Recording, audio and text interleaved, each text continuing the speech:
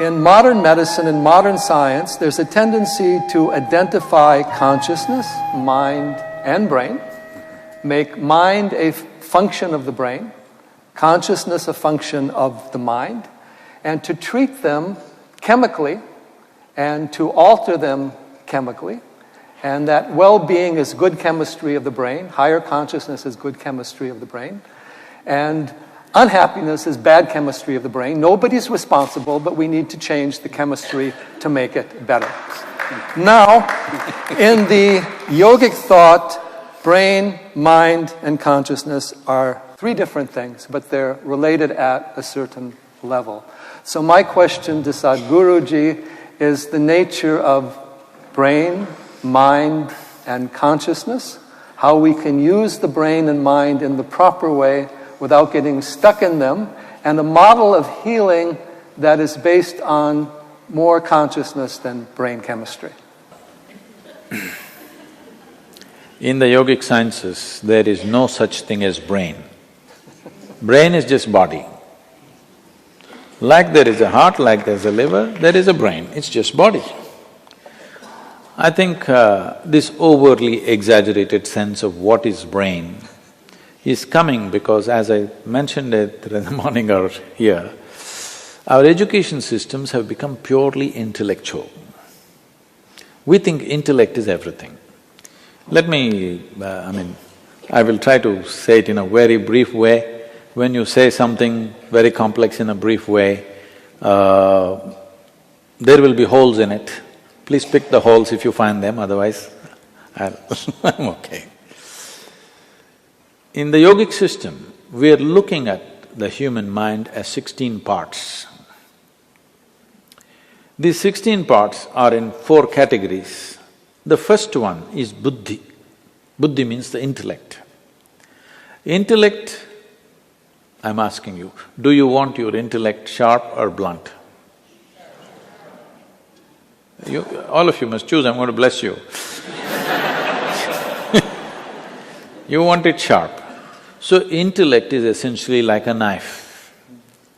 You use a knife to cut things open. This is the nature of the intellect. Whatever you give it, it will dissect. The entire modern science is coming out of human intellect. So everything is by dissection. If you give this flower to the scientist, they will rip it open and see. If you rip it open and see, yes, of course, there are many facts you will know about the flower, only thing is you won't have the flower after that.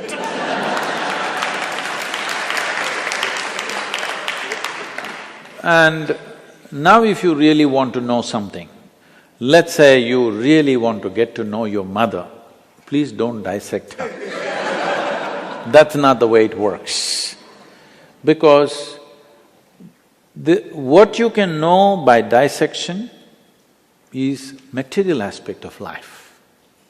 You cannot know life by dissection. Only the material and the physical can be dissected. But now we are using our intellect to understand the entire gamut of things. Now we try to dissect. We go on talking about unifying the world and unity and enlightenment, everything with intellect. This is like using a knife to stitch something. If you stitch something with a knife, you leave it in tatters. So you are seeing this, the more knowledge you gather about something, the more misunderstanding and further away from truth we are becoming, not because information is bad, because we are trying to stitch with a knife. So intellect is like a knife, it must be sharp, it is a survival instrument. If you did not have a discriminatory intellect, you would not be surviving on this planet, it's very, very vital. But survival is all that it can do. But intellect cannot function unless there is a certain volume of memory. If you wipe out all your memory, it doesn't matter whatever your IQ is right now, if you take off all your memory, you will suddenly look stupid. You may be still intelligent, but you look stupid. This always happens in India. People are putting rural children and urban children together and testing them. Just because of the volume of information that the urban child has, he looks smart. A rural child looks stupid, but you put them in real situations, you will see they will come out so smart because their intelligence is fully on. So, intellect looks smart only when you back it up with lot of information, and hence you see information technology and everybody is mad about information. They're not looking into their phones simply for waste of time, because only with all that bits and pieces of data, they look smart among their friends in the society in which they live. It's only with data they can look smart. Without data, they can't do one thing smart. I'll just tell you an example.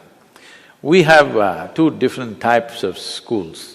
One is a modern kind of school where 30% of the children coming from United States in India, and another is a completely traditional school where we teach them only yoga, classical dance, classical music, Kalaripaitu, the mother of all martial arts, Sanskrit language and English language.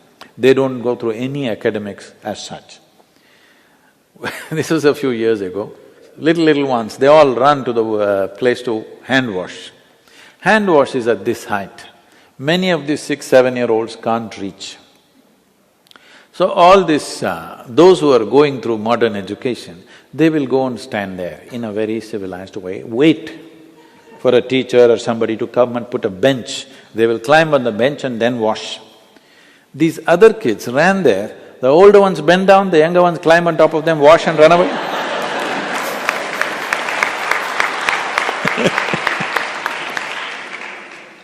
So, too much orientation towards intellect and the other dimensions of intelligence are completely uncultivated today.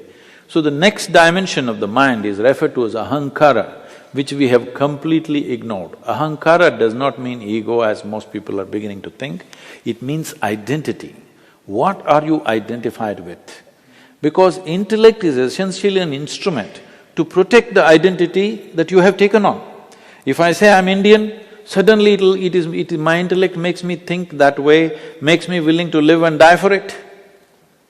You will see just a piece of cloth, if you show, I mean a flag, people will have tears in their eyes. Just the identity. If you had put them somewhere else and shown another flag, the same thing would happen.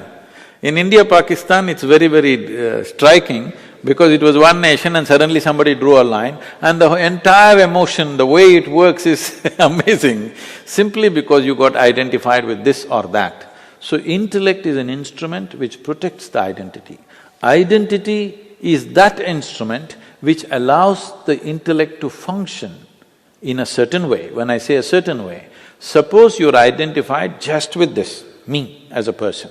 Your intellect will do only this to protecting you all the time just doing this. Now I say, my identity is my family. Now your intellect will do everything to protect that. Or you say a community, a race or a religion or a nation. In the name of race, religion, nation, how many things we have done which are utterly idiotic and inhuman, but we do it with great pride because we are identified, because this is the nature. If we have to continue that analogy, if intellect is the knife, the hand that holds it is the identity.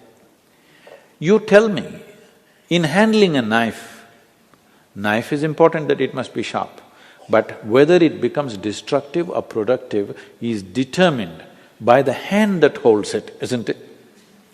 But in today's society, in today's world, there is no cultivation of the hand at all.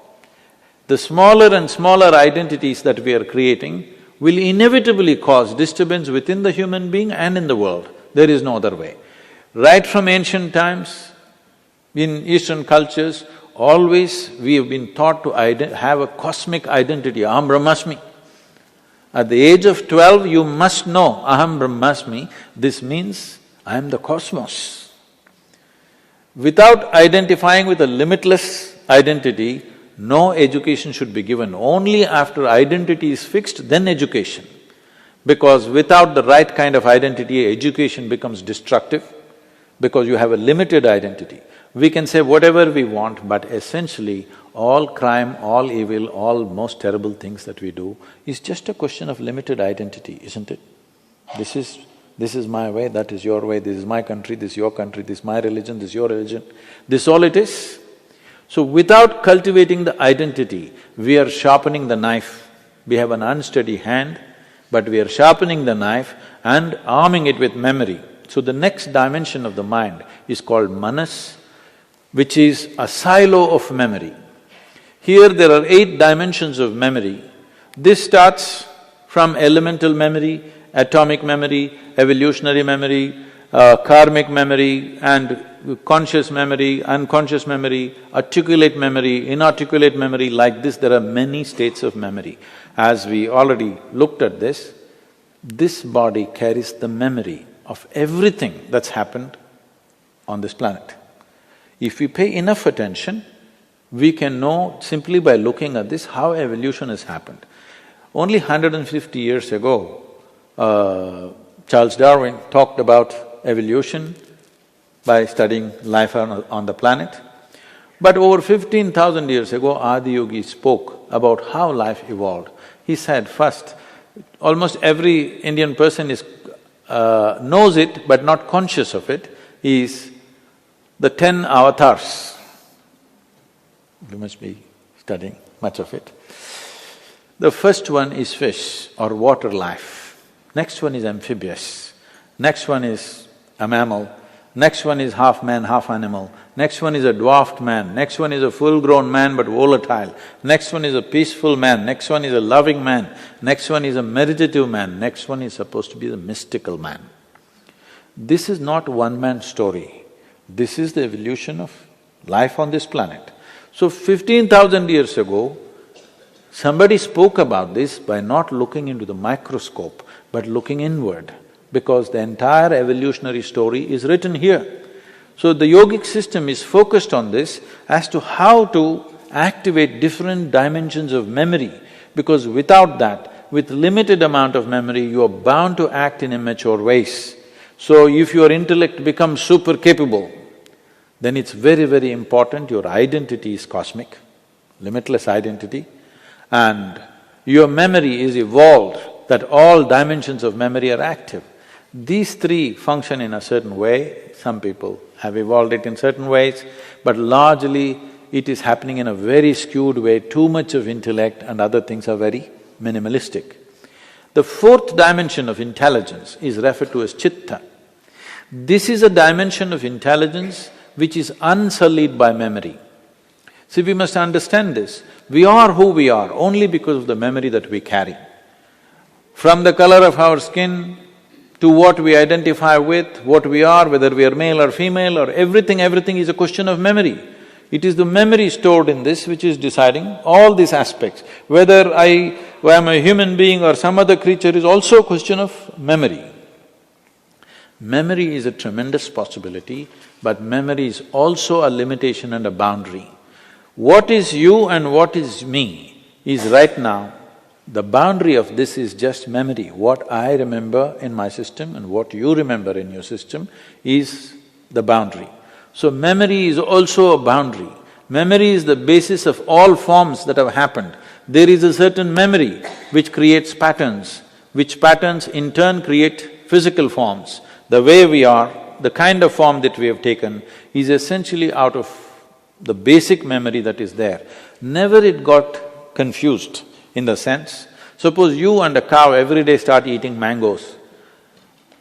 Never it happens that one day by accident or by lapse of memory, the cow became human or you became a cow. Both of you eat the same food every day, but it will not happen because the memory is so strongly instilled at various levels. We are recognizing 8 different dimensions of memory. But Chitta has no memory. No memory means no boundary, an intelligence beyond bounds. In the yogic culture, there is a mischievous way of expressing this. We say, if you touch your Chitta, God will become your slave, because your intelligence becomes boundless, everything becomes within access. So, it is very important because this is the first time, we must understand this. This is the first time where our survival process is as organized as it is today. This is the first time that human beings have so much time to look at things. Otherwise, just putting the food together would take 24 hours. Once again, in affluent societies, we are going back to the same thing. As you said, in Montana, somebody has to work 3 jobs when so much land is there. Why do you need to do a job to make your food? No, because you want to buy it in Walmart. I'm saying we've just kind of twisted the entire thing. For the first time, our survival… For example, today you go into your superstore, what you need for next 1 year, you can buy, bring it home and not step out of your house for the next 1 year. It's possible, never before it was possible. Today morning's water, if you have to get, means you have to walk down to the river or the pond or something. For the first time, our survival process is so enormously organized, this is the time for humanity. This is the time for humanity to explore deeper dimensions of life.